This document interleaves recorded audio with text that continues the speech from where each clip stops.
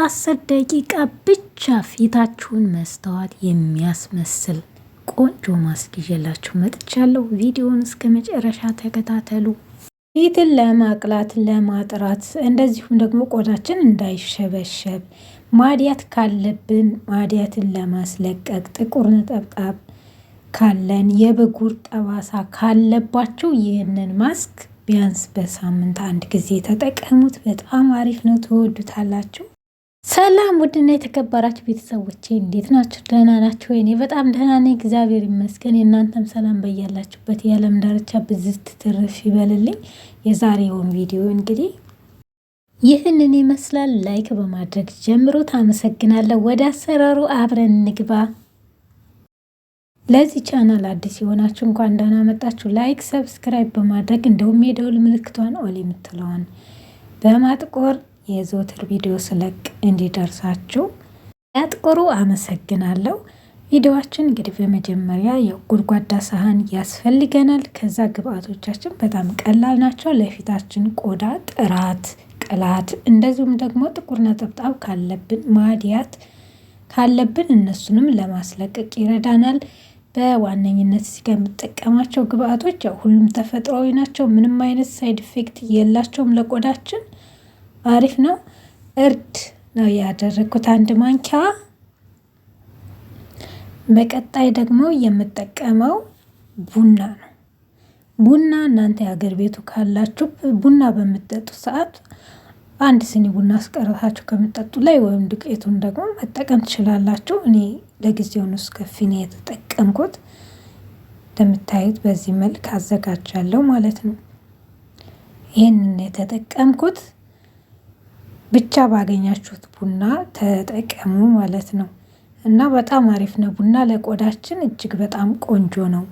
ታውቃላችሁ፣ ለቆዳ ልስላሴ ያንጸባራቂ እንዲሆን እንደዚሁም ደግሞ ቆዳችን እንዲነቃቃ የሆነ እረፍት እንዲያገኝ ያደርገዋልና በጣም አሪፍ ነው። ሁል ጊዜ ቤታችንም አይጠፋም በነገራችን ላይ ቡና እና የተጠቀምኩት ደግሞ እዚህ ጋር ይሄ ሎሚ ትንሽዬ ነው የማደርገው። ሎሚ ለምን እንደምጠቀም አስረዳችኋለሁ። ከዛ እዚህ ጋር ያለ የምታዩት የተፈጥሮ ካስተር ኦይል ነው። እንደዚህ አይነቶች የተፈጥሮ ካስተር ኦይል ስትጠቀሙ በጣም ትንሽዬ ነው የምታደርጉት፣ ምክንያቱም ወፍራም ናቸው። ኦሊቫ የወይራ ዘይት ማለት ነው እና ካስተር ኦይል ስትጠቀሙ ትንሽ አድርጉ። ትንሽ ነው የማደርገው፣ በጣም ወፍራም ስለሆነ ኃይል ስላለው ትንሽዬ ይበቃናል። ለቆዳ በጣም አሪፍ ነውና የፊት ብላችሁ ብትገዙ ለብዙ ጊዜ ይሆናችኋል። ትንሽዬ አደርግበታለሁ። ከዛ በቀጣይ እዚህ ጋር እርጎ መጨመር ትችላላችሁ፣ ወተት መጨመር ትችላላችሁ። ለእናንተ ለቆዳችሁ የሚስማማችሁን የዘይት አይነት ተጠቀሙ፣ ቤታችሁ የምትጠቀሙትን ማለት ነው። የሁላችንም ቆዳ አንድ አይነት ስላልሆነ ውህዱን ብቻ ነው ማሳያችሁ። ዘይት በምርጫችሁ፣ ምክንያቱም በቆዳችሁ ምርጫ ተጠቀሙ። ሎሚ ለምን እንደምጠቀም እነግራችኋለሁ። ትንሽዬ ነው የምጨምረው። እኔ ሁሌ ሎሚ አደርጋለሁ። ሎሚ ለብዙ ነገር ይጠቅመናል። አንደኛ የሞተ ቆዳን ያነሳል። እንደዚሁም ደግሞ ፊታችን ላይ ሽፍታ እንዳይከሰት ያደርጋል፣ ይረዳናል ማለት ነው። ጥቁር ነጠብጣብን ለማስወገድ ያግዛል እና ለብዙ ነገር ነው የሚያግዘውን እና ለዛ እጠቀመዋለሁ። ቆዳንም የማንጣት የማቅላት ኃይል አለው። የማንጣት ስላችሁ የተፈጥሮውን ሳይሆን በማዲያት ምክንያት የሚጠቁረውን እንደዚሁም ደግሞ በብጉር ጠባሳ ያንን ነው የሚያላቅላችሁ። እሱንም ቀስ በቀስ ያላቅቃል። እንደዚሁም ሽፍታ ካለ ደግሞ እዛው ነው የሚያደርቀው። የሚያሳክክ ቆዳ ካላችሁ እዛ ላይ ትንሽዬ ብታረጉ ማሳከኩን ያስታግሳል ማለት ነው እና ለብዙ ነገር ይጠቅማል ሎሚ።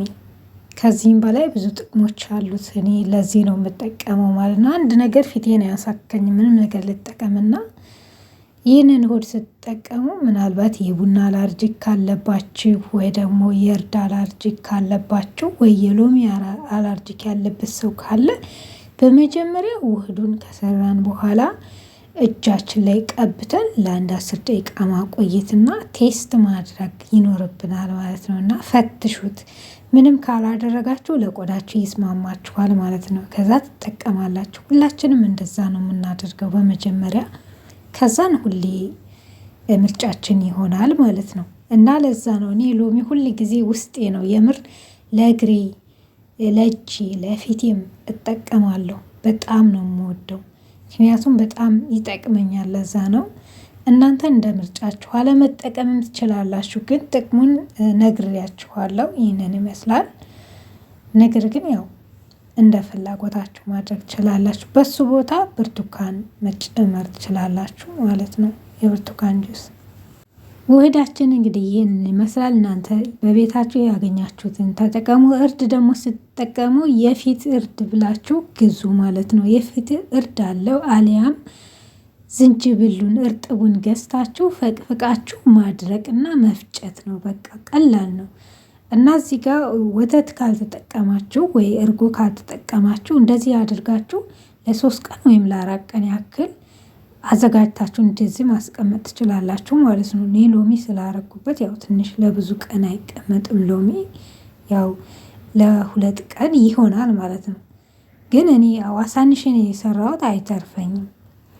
ነገር ግን እንደዚህ ጊዜ ለማይኖራችሁ ከፈለጋችሁ በዚህ መልክ መስራትና ማስቀመጥ ሻወር ቤታችሁ አስቀምጣችሁ መጠቀም ትችላላችሁ ማለት ነው። በጣም በቀላሉ ቆዳችንን በዚህ መልክ እንንከባከባለን። ተፈጥሮአዊ የሆነ ደግሞ ናቹራል የሆነ ለቆዳችን በጣም አሪፍ ነው። ምንም ያው የሚጎዳን ነገር የለም።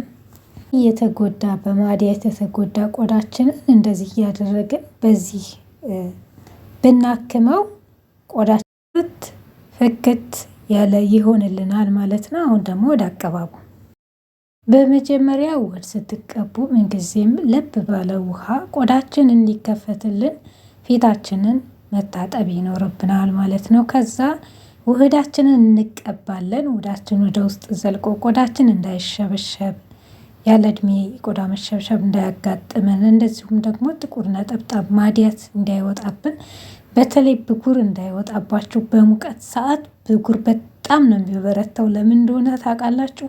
ሙቀት ስለሆነ ላብ በሚያልበን ሰዓት ቆዳችንን ያላብ መተንፈሻውን ይዘጋል እና በዛ ምክንያት ቶልቶሎ ብጉር ይከሰታል። ስለዚህ ቶልቶሎ ፊታችንን ማስክ እየቀባን ማጽዳት ይኖርብናል ማለት ነው። እና በአብዛኛው በሙቀት ሰዓት ነው የሚከሰተው። በደንብ አድርጌ እንደዚህ እቀባዋለሁ ማለት ነው። ብጉር ትንሽ አስቸጋሪ ነው በእውነት። ብጉር ያለባችሁ ቢያንስ በሳምንት 2 ጊዜ ማስክ መጠቀም ይኖርባችኋል ማለት ነው። እኔ 2 እጠቀማለሁ ምንም ባይኖርብኝ እንኳን እና ምክንያቱም በሙቀት ሰዓት አስፈላጊ ነው ለፊታችን መቀባት ይኖርብናል። በደንብ አድርጌ እንደዚህ ሁሉንም አዳርሰዋለሁ። በኋላ ስትታጠቡት እንዴት ቆዳችሁ ጥርት እንደሚል የምር ማለት ነው። እንደዚህ እርድ፣ ቡና፣ እርጎ ቆዳ ቶሎ የማፍካት ባህሪ ያላቸው። ከዛ እንደዚህ እጃችንን ተጠቅመን ማሳጅ እናደርገዋለን። ያው ውህዳችን ወደ ውስጥ ዘልቆ ለቆዳችን ኮላጅን እንዲሰጠን፣ እንደዚሁም ደግሞ አለ አይደለም ማዲያት ካለብን ጥቁር ነጠብጣብ ካለብን እዛ ቦታ ላይ ትንሽ አሸት ማድረግ ይኖርብናል ማለት ነው። ማሳጅ ማድረግ ይጠቅማል። ያው ቆዳችን እንዲነቃቃ የደም ዝውውር እንዲጨምር ያደርግልናል። ቡናውም ለዛ ይጠቅመናል ማለት ነው። ቡና ለብዙ ነገር ይጠቅማል። በነገራችን ላይ እንደዚህ አድርጌ ማሳጅ አደርገዋለሁ በደንብ አድርጌ እንደምታዩት። ከዛ በኋላ ያው 10 ደቂቃ ነው እንደዚህ ተቀብታችሁ የምታቆዩት፣ ብዙ ሰዓት አይደለም። የተረፈኝን ደግሞ እጄን እቀባዋለሁ። ለእጅም ይሆናል ለእግርም ይሆናል። እግራችሁንም እጃችሁንም በዛው መቀባት ትችላላችሁ። ካልሆነም አስተርፋችሁ ሻወር በምትወስዱ ሰዓት እግራችሁን ቀብታችሁ 10 ደቂቃ ቆይታችሁ መታጠብ፣ እጃችሁንም እንደዛው። የምር ማለት ነው በጣም ቆንጅዬ ነው። እርድ አለ አይለቅም ብላችሁ ለምታስቡ ደግሞ ወተት ማድረግ ትችላላችሁ። ወተት ቶሎ ነው የሚያስለቅቀው።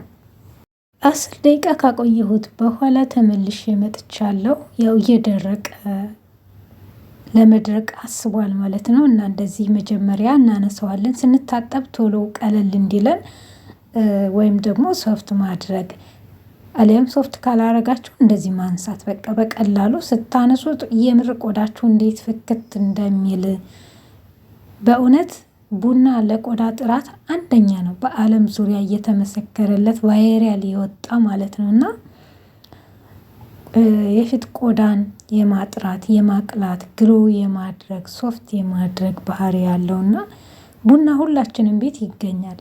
አገር ቤትም ከምንጠጣው ቡና ላይ አስቀምጠን መጠቀም እንችላለን። ታጥቤ መጥቻለሁ። እንደምታዩት እዩት እንዴት ጽድት እንደሚያደርግ ማለት ነው። ተመልከቱ። እንደዚህ ነው በቃ ፏ የሚያደርግላችሁ እና ማዲያትና የብጉር ጠባሳ ያለባችሁ ቤተሰቦቼ ተስፋ መቁረጥ የለባችሁም።